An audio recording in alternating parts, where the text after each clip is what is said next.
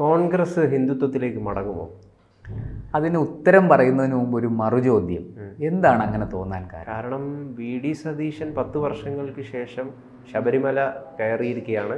അത് അദ്ദേഹം തന്നെ വലിയ രീതിയിൽ പ്രചരിപ്പിച്ച് നാട്ടുകാരുടെ മുഴുവൻ കയ്യടി നേടാൻ വേണ്ടി ശ്രമിച്ചുകൊണ്ടിരിക്കുകയാണ്. അതാണ് അതിന് കാരണം.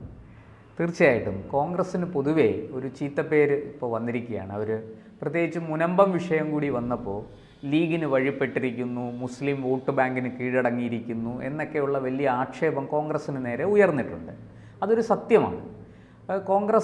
കോൺഗ്രസ് രാഷ്ട്രീയത്തിൽ അതുകൊണ്ട് തന്നെ അതങ്ങനെ അല്ല, ഞങ്ങൾ എല്ലാ വിഭാഗങ്ങളുടേതുമാണ് എന്ന് തെളിയിക്കാനുള്ള ഒരു പരിശ്രമം കോൺഗ്രസ്സിലെ നേതാക്കൾ നടത്തിക്കൊണ്ടിരിക്കുകയാണെന്നുള്ളത് സത്യമാണ്.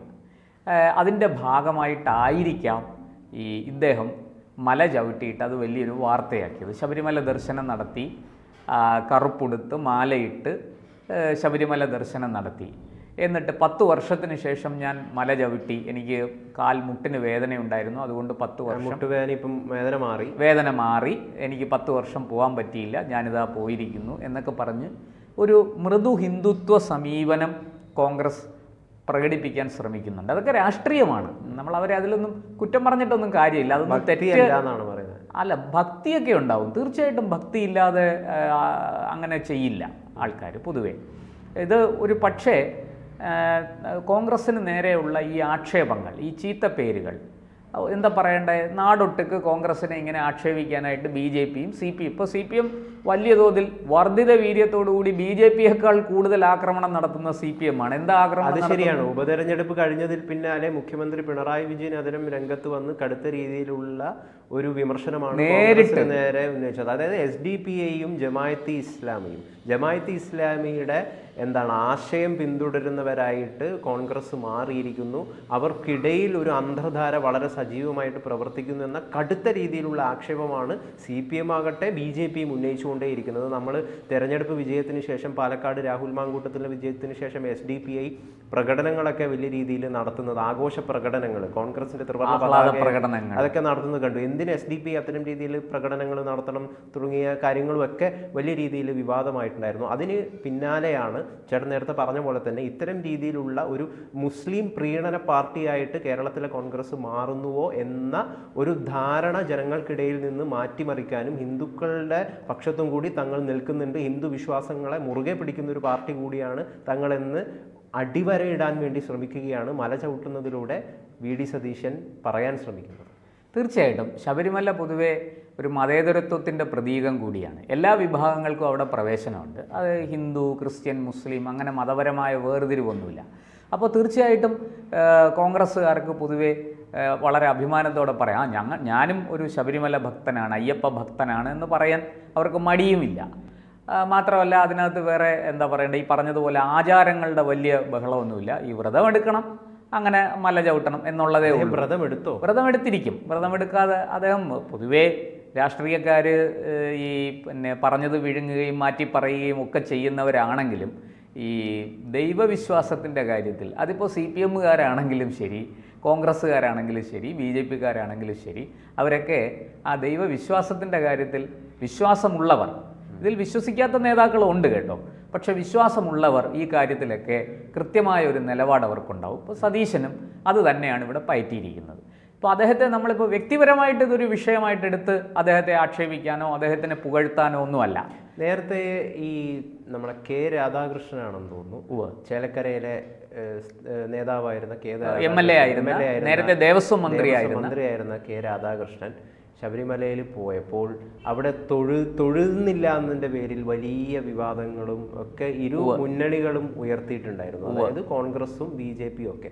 അപ്പോൾ ഒരു നേതാവിന് വിശ്വാസികളെ തൃപ്തിപ്പെടുത്തുക എന്നത് പ്രത്യേകിച്ചും MLAമാർക്കൊക്കെ ഒരു വളരെ പ്രധാനപ്പെട്ടൊരു രാഷ്ട്രീയ ഭാവിക്ക് വളരെ വേണ്ടപ്പെട്ടൊരു കാര്യമാണെന്ന് ഈ നാട്ടിലെ രാഷ്ട്രീയക്കാർ, പ്രത്യേകിച്ചും കേരളത്തിലെ രാഷ്ട്രീയക്കാർ അത് തിരിച്ചറിഞ്ഞിരിക്കുന്നു. അത് അവരെ തിരിച്ചറിയിപ്പിച്ചതും അത് പഠിപ്പിച്ചതും യഥാർത്ഥത്തിൽ നരേന്ദ്രമോദി കൂടിയാണെന്നാണ് നമ്മൾ മനസ്സിലാക്കേണ്ടത്. തീർച്ചയായിട്ടും ഗൗതം ഇപ്പോൾ പറഞ്ഞത് വളരെ ശരിയായ നല്ലൊരു ഉദാഹരണമാണ്. ഈ VD സതീശൻ്റെ മല ചവിട്ടലും K രാധാകൃഷ്ണൻ്റെ അന്നത്തെ ആ ക്ഷേത്രത്തിന് മുന്നിലെ എന്താ പറയേണ്ട ആ ഒരു നിൽപ്പും, ഇത് രണ്ടും തമ്മിൽ നമ്മളൊന്ന് കൂട്ടി വായിക്കണം. കെ രാധാകൃഷ്ണൻ ഒരു വിശ്വാസിയായ രാഷ്ട്രീയ നേതാവാണ് എന്ന് എനിക്ക് തോന്നുന്നില്ല. ചിലപ്പോൾ അദ്ദേഹത്തിനുള്ളിൽ വിശ്വാസം ഉണ്ടാകുമായിരിക്കും. പക്ഷെ അദ്ദേഹം പ്രകടനപരതയിലൊന്നും വിശ്വസിക്കുന്ന ആളല്ല. മനുഷ്യത്വത്തിന് വലിയ പ്രാധാന്യം കൊടുക്കുന്ന ആളാണ്. ആചാര അനുഷ്ഠാനങ്ങളിലൊന്നും അദ്ദേഹത്തിന് വലിയ താല്പര്യമുള്ളതായിട്ട് തോന്നിയിട്ടില്ല. പക്ഷെ അദ്ദേഹം ദേവസ്വം മന്ത്രിയായിരുന്നു, നല്ല മന്ത്രിയായിരുന്നു. അദ്ദേഹം മോശക്കാരനാണെന്ന് പറയാനില്ല. അദ്ദേഹം ഇരുന്ന വകുപ്പുകളെല്ലാം അദ്ദേഹം നന്നായിട്ട് കൈകാര്യം ചെയ്തിട്ടുണ്ട്. വാസ്തവത്തിൽ കേരള നിയമസഭയിൽ പിണറായിക്ക് ശേഷം രണ്ടാമനാര് എന്ന ചോദ്യത്തിന് കെ രാധാകൃഷ്ണൻ എന്നാണ് ഉത്തരം പറയേണ്ടത്. പക്ഷേ പാർട്ടി ആ ഉത്തരം ഒരിക്കലും പറഞ്ഞിട്ടില്ല. അതുകൊണ്ട് അതവിടെ നിൽക്കട്ടെ. കെ രാധാകൃഷ്ണൻ അന്ന് അവിടെ ക്ഷേത്രത്തിൻ്റെ മുന്നിൽ വന്നു. അദ്ദേഹം തൊഴുകയോ എന്താ പറയേണ്ട ഭക്തി പ്രകടിപ്പിക്കുകയോ ഒന്നും ചെയ്തില്ല. അവിടെ വളരെ നിർവികാരനായിട്ട് നിന്നു, അവിടുത്തെ കാര്യങ്ങളിലൊക്കെ പങ്കെടുത്തു, തിരിച്ചുപോയി. ഇതാണ് ദേവസ്വം മന്ത്രി എന്ന നിലയിൽ അദ്ദേഹം ചെയ്തത്. ഇവിടെ സതീശൻ അങ്ങനെയൊന്നുമല്ല. അദ്ദേഹം വളരെ കൃത്യമായിട്ട് തനിക്ക് ഭക്തിയുണ്ട്, താനൊരു ഭക്തനാണ്, അയ്യപ്പ ഭക്തനാണ് എന്ന് കൃത്യമായിട്ട് കേരളത്തെ ബോധ്യപ്പെടുത്താൻ അദ്ദേഹം ശ്രമിച്ചിരിക്കുന്നു. അത് നല്ല കാര്യമാണ്. അദ്ദേഹം രാഷ്ട്രീയമാണ്. രാഷ്ട്രീയത്തിൽ ഇങ്ങനത്തെ അടവ് നയങ്ങളെല്ലാം വേണ്ടിവരും. ഇപ്പോൾ കോൺഗ്രസ്സിന് നേരെ ഒരു ചീത്തപ്പേരുണ്ടായിരിക്കുന്നു, കോൺഗ്രസ്സിന് നേരെ ഒരു ആക്ഷേപം വന്നിരിക്കുന്നു. അത് മാറ്റിയെടുക്കേണ്ടത് കോൺഗ്രസ്സുകാരുടെ ചുമതലയാണ്. അവരാ അർത്ഥത്തിൽ അതിന് ശ്രമിക്കുമ്പോൾ നമ്മളതിൽ കുറ്റമൊന്നും കാണേണ്ട കാര്യമില്ല, തെറ്റൊന്നും പറയേണ്ട കാര്യമില്ല. ഇതൊരു എന്താ പറയേണ്ട ഹിന്ദുത്വത്തിൻ്റെ മഹാവിജയം അങ്ങനെയല്ല. പക്ഷേ ഇങ്ങനൊരു രാഷ്ട്രീയം ഇവിടെ ഉണ്ട്. ഈ ഹിന്ദുക്കൾ ഒരു വോട്ട് ബാങ്ക് ആണ്. അവരെ നിങ്ങൾ മാനിക്കണം, അവരെയും കൂടെ കണക്കിലെടുക്കണം, അവരെ പരിഗണിക്കണം എന്ന് ഈ നാടിനെ ബോധ്യപ്പെടുത്തിയത് വാസ്തവത്തിൽ നരേന്ദ്രമോദിയാണ്. അത് ഗൗതം പറഞ്ഞത് 100% ശരിയാണ്. ഹിന്ദുക്കൾക്കും ഒരു എന്താ പറയേണ്ട ശക്തിയുണ്ട് എന്ന് ലോകത്തിന് കാണിച്ചു കൊടുക്കാൻ നരേന്ദ്രമോദിയുടെ നേതൃത്വത്തിൽ സാധിച്ചു. അതിൽ അദ്ദേഹം പരാജയപ്പെടുകയല്ലേ ചെയ്തത്, വിജയിക്കുകയാണ് ചെയ്തത്. വിജയിച്ചതുകൊണ്ടാണ് അതിന് അംഗീകാരം കിട്ടിയത്. ആ വിജയം വാസ്തവത്തിൽ കോൺഗ്രസിനെയും സ്വാധീനിച്ചിരിക്കുന്നു. അവർക്കും മനസ്സിലായി നമ്മൾ ഈ ഹിന്ദുക്കളെ ഒന്നും അങ്ങനെ ഇനി അകറ്റി നിർത്തരുത്, അവരുടെ ആചാരാനുഷ്ഠാനങ്ങളെ പുച്ഛിക്കരുത്, അവർക്കും നമ്മൾ വില കൊടുക്കണം എന്നൊരു തിരിച്ചറിവ് കോൺഗ്രസ്സിനും ഉണ്ടായിരിക്കുകയാണ്. അതിൻ്റെ തെളിവാണ്. ഇല്ലെങ്കിൽ അദ്ദേഹം മല ചവിട്ടി പോയി തിരിച്ചു വന്നു, കഴിഞ്ഞു. എത്രയോ കോൺഗ്രസ് നേതാക്കളും ശബരിമലയിൽ ദർശനം നടത്തുന്നു. ഇതെല്ലാം വാർത്തയായിക്കൊണ്ടിരിക്കുകയാണോ? അങ്ങനെയല്ല. ഇതിപ്പോൾ പല ഓൺലൈനുകളിലും വന്നു, സോഷ്യൽ മീഡിയയിലൊക്കെ ഈ വാർത്ത വന്നു. ഇദ്ദേഹം പറയുന്നു ഞാൻ അവിടെ ചെന്നു, തിരക്കുണ്ടായിരുന്നു, നല്ല തിരക്കുണ്ടായിരുന്നു, ഒരു നിമിഷം വിഗ്രഹം ഒന്ന് കാണാൻ സാധിച്ചു, കണ്ണ് നിറയെ കണ്ടു, അപ്പോഴത്തേക്കും പുറകിൽ നിന്ന് ആൾക്കാർ തള്ളി വന്നു, ഞാൻ മാറി പ്രസാദം വാങ്ങിച്ചിട്ട് നേരെ മാളികപ്പുറത്തിൻ്റെ അവിടെ പോയി അവിടെ ദർശനം നടത്തി തിരിച്ച് മലയിറങ്ങി. ഇത് വളരെ ലളിതമായ കാര്യം. ഇത് അദ്ദേഹം പറയുന്ന കൂട്ടത്തിൽ 10 വർഷമായിട്ട് ഞാൻ മല ചവിട്ടുന്നില്ലായിരുന്നു, എനിക്ക് കാൽമുട്ടിന് വേദനയുണ്ടായിരുന്നു, ആദ്യമായിട്ട് മലയിൽ പോയത് പിന്നെ നൂറനാടുള്ള ഇങ്ങനെ സുഹൃത്ത് ഇവിടെ അക്കാഡമിയിൽ പഠിക്കുന്ന അവസരത്തിൽ സുഹൃത്തിൻ്റെ വീട്ടിൽ നിന്നായിരുന്നു, അവിടെ നിന്ന് കെട്ട് നിറച്ചാണ് പോയത്. ഇങ്ങനെയൊക്കെ പറഞ്ഞ് കാര്യങ്ങൾ വിശദീകരിക്കുമ്പോൾ അതിനകത്തൊരു ചെറിയ തന്ത്രം കൂടിയുണ്ട്. അതായത് നമ്മൾ കോൺഗ്രസ്സുകാർ ഹിന്ദുത്വം വിട്ടിട്ടില്ല, ഞാനും ഒരു ഭക്തനാണ്, ഞാൻ ഈ കാര്യങ്ങളെല്ലാം അനുഷ്ഠിക്കുന്നയാളാണ്. 10 കൊല്ലം മുമ്പ് ഞാൻ ചെയ്തിരുന്നു, എനിക്ക് മുട്ടുവേദന വന്നതുകൊണ്ടാണ് ഞാൻ പോകാതിരുന്നത്, മല ചവിട്ടാൻ ബുദ്ധിമുട്ടുണ്ടായിരുന്നു. ഇതെല്ലാം പറഞ്ഞ് കൃത്യമായിട്ടൊരു രാഷ്ട്രീയവും കൂടി അതിനകത്ത് അദ്ദേഹം കളിക്കുന്നുണ്ട്. അദ്ദേഹത്തിൻ്റെ ഭക്തിയെ നമ്മൾ അംഗീകരിക്കുന്നു, അതിന് എതിർപ്പൊന്നുമില്ല, അതിനെ കുറ്റപ്പെടുത്താനുമില്ല, അതൊക്കെ സ്വീകാര്യമാണ്. പക്ഷേ കോൺഗ്രസ് തങ്ങൾക്ക് നേരെ വരുന്ന ഈ ആക്ഷേപങ്ങൾ, രാഷ്ട്രീയമായ ആരോപണങ്ങൾ തിരിച്ചറിഞ്ഞുകൊണ്ട് വളരെ ഭംഗിയായി അതിനെ മറികടക്കാനുള്ള തന്ത്രങ്ങൾ മെനയുന്നുണ്ട്. അത് രാഷ്ട്രീയ തന്ത്രങ്ങളാണ്. തീർച്ചയായിട്ടും ഈ ഭക്തിയും രാഷ്ട്രീയ തന്ത്രവും ഒരുപോലെ സന്നിവേശിപ്പിച്ച് അവതരിപ്പിക്കാൻ നമ്മുടെ പ്രതിപക്ഷ നേതാവിന് സാധിച്ചിരിക്കുന്നു. കോൺഗ്രസിന് നേരെയുള്ള ഇത്തരം ആക്ഷേപങ്ങളെ ഇനിയിപ്പോൾ എല്ലാ കോൺഗ്രസ്സുകാരും ഈ തരത്തിൽ തന്നെ നേരിടാൻ തുടങ്ങി. ഈ ഹിന്ദു വിശ്വാസങ്ങളെ മുറുകെ പിടിക്കുന്നതും അത്തരം ഒരു മടിയുമില്ലാതെ പൊതുസമൂഹത്തിന് മുന്നിൽ അത് പ്രകടിപ്പിക്കുന്നതും ഒരു വലിയ തെറ്റാണ് എന്ന രീതിയിലുള്ളൊരു അത്തരം രീതിയിൽ ഒരു നെറേറ്റീവ് കൊണ്ടുവരാൻ വേണ്ടിയിട്ട് പല ആളുകളും ശ്രമിച്ചുകൊണ്ടേയിരിക്കുന്നുണ്ടായിരുന്നു. അതാരാണെന്ന് എല്ലാവർക്കും അറിയാം. അതായത് കുറി തൊടുന്ന ഒരാൾ സംഖ്യയാവുന്നു, കുറി തൊടാൻ അയാളെ അതിലൂടെ എന്ത് ചെയ്യുന്നു, പേടിപ്പിക്കുന്നു. കുറി തൊട്ടാൽ തടസ്സപ്പെടുന്നു. കുറി തൊടുന്നത് എന്തോ ഒരു മോശപ്പെട്ട കാര്യമാണ്, ചന്ദനൊന്നും തൊടരുത്. ഇപ്പം നിരവധി യുവാക്കൾക്കും നമ്മുടെ നാട്ടിലെ നിരവധി ആളുകൾക്ക് അത്തരം ഭയമുണ്ട്. ഞാൻ എൻ്റെ പരിചയത്തിലുള്ള നിരവധി ആളുകൾ വിശ്വാസിയാണ്, അമ്പലത്തിലൊക്കെ പോകും, പക്ഷെ കുറി തൊടാൻ വലിയൊരു മടിയാണ്. കുറി ആരുടെയെങ്കിലും മുമ്പിൽ പോകുമ്പം കുറി അങ്ങ് മായ്ച്ചു കളയും.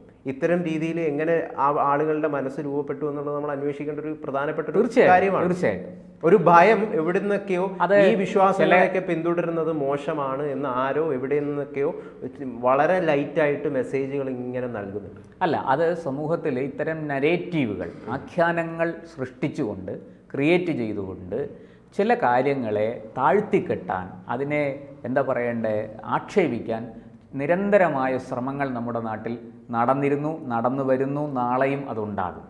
അത് പ്രത്യേകിച്ചും ഹിന്ദുക്കൾക്ക് നേരെ, ഹിന്ദു ആചാരാനുഷ്ഠാനങ്ങൾക്ക് നേരെ അതുണ്ടായിരുന്നു.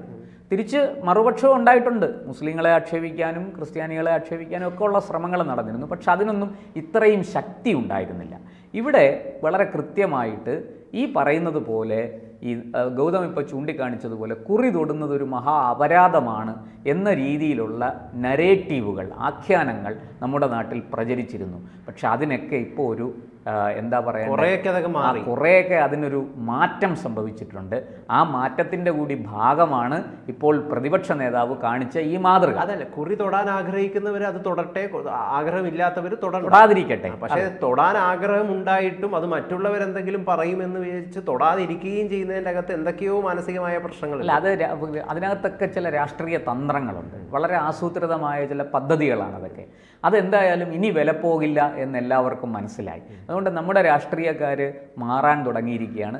അവർക്കും അത്യാവശ്യം മൃദുവായി ഹിന്ദുത്വം പറയുന്നതിന് അവർക്കും മടിയില്ല.